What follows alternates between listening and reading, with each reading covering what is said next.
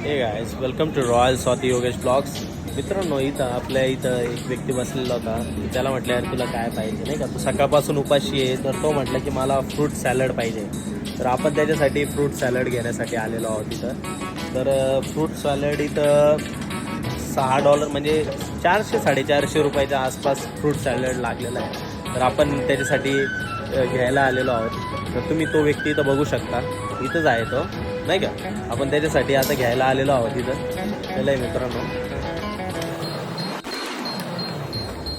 धन की सुनो झनकार, ये दुनिया है काला बाजार, ये पैसा बोलता है.